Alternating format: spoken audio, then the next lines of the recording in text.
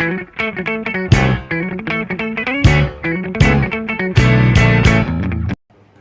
siang Bapak, Ibu, dan rekan-rekan sekalian. Pada kesempatan hari ini, saya akan menyampaikan sebuah materi tentang pentingnya sebuah etika dalam komunikasi profesional di lingkungan kerja. Seperti yang kita tahu, komunikasi merupakan jantung dari kerja profesional. Namun, komunikasi profesional bukan hanya soal menyampaikan pesan, namun bagaimana cara kita menyampaikan pesan tersebut. Tentu saja dengan menghormati nilai-nilai dan norma. Nah, etika komunikasi inilah yang menjadi standar moral dan norma untuk menyampaikan sebuah informasi. Karena komunikasi tanpa etika beresiko menimbulkan konflik dan misinformasi dan dapat merusak citra reputasi profesional. Selanjutnya, mari kita bahas mengenai pilar-pilar etika dalam dunia kerja. Pilar ini merupakan fondasi yang penting yang harus dimiliki setiap profesional dalam berkomunikasi di lingkungan kerja. Yang pertama ada kejujuran, berarti kita harus transparan dalam menyampaikan laporan dan informasi. Jangan sampai ada manipulasi data atau menyembunyikan fakta penting, karena itu bisa berdampak besar bagi proses pengambilan keputusan. Yang kedua, ada respect. Menghargai perbedaan pendapat, latar belakang, atau cara kerja orang lain adalah bagian dari etika komunikasi.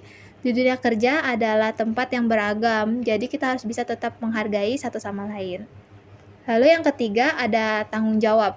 Dalam hari ini tentu saja kita sebagai komunikan harus bertanggung jawab atas apa yang kita sampaikan mengenai masalah informasi internal perusahaan agar tidak bocor ataupun tidak menyebarkan informasi yang tidak benar atau belum terverifikasi.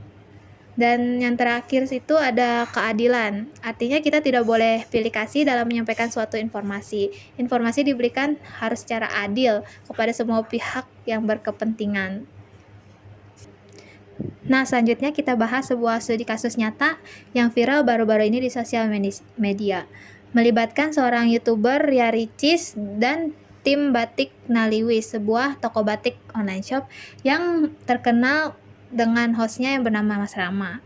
Awalnya pihak tim Ria Ricis ingin mengajak Mas Rama untuk berkolaborasi. Namun sayangnya etika komunikasi awal dari tim Ria Ricis dianggap kurang profesional karena tidak menyebutkan identitas dan tujuan dengan jelas. Mereka hanya mengirimkan pesan singkat tanpa perkenalan yang formal untuk mengajak kolaborasi. Pihak Batik Naliwis sendiri seringkali menerima ajakan kolaborasi palsu dari pihak-pihak tidak bertanggung jawab. Lalu mereka merespon dengan meminta sebuah bukti dan klarifikasi keprofesionalismean dari tim Ricis sendiri. Namun sayangnya tim Ricis dianggap tidak emosional dan tidak profesional, menanggapi dengan menuding bahwa tim Rama sendiri yang tidak sopan karena tidak percaya dengan mereka. Sebagai respon, tim pihak Batik Naliwis sendiri mengunggah tangkapan layar dari bukti percakapan mereka.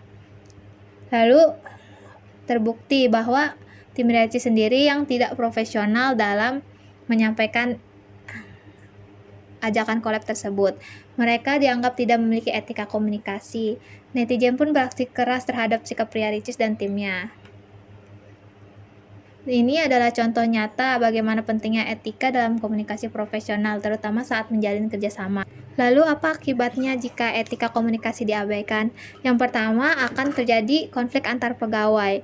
Konflik internal akan meningkat dan karyawan akan bisa saling salah paham satu sama lain dan bahkan bisa saling menyalahkan satu sama lain. Lalu yang kedua sendiri adalah lingkungan kerja menjadi tidak sehat. Lingkungan kerja yang toksik akan membuat orang takut berbicara dan membuat kerja menjadi tidak nyaman. Lalu yang ketiga adalah kepercayaan antar tim bisa menurun.